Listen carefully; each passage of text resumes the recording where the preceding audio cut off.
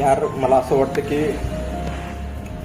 त्या प्रत्येक व्यक्तीला मुक्त केलं पाहिजे आपण.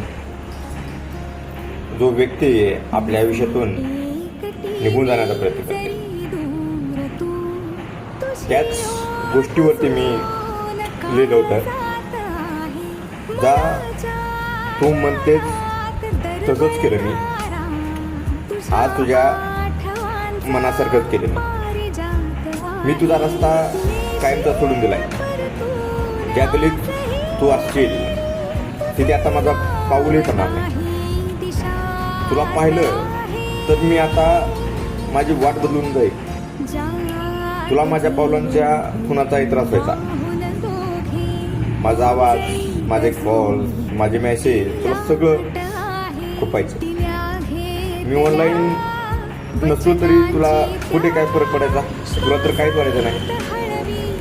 तुला माझं प्रेम म्हणजे एक कैद वाटायची, एक पिंजरा वाटायचा. तर बघ आज मी तो पिंजरा स्वतःहूनच तोडून टाकलाय बरं का. जा आता तुला हवं तसं जग. तुला ज्याच्यासोबत राहायचे त्याच्यासोबत राहा. आज तू मुक्त आहेस आणि मुक्त केलंच पाहिजे. त्या प्रत्येक व्यक्तीला जो व्यक्ती आपल्याला सोडून जाण्याचा प्रयत्न करतोय त्यामुळं त्या व्यक्तीला मुक्त करा आणि एन्जॉय करा.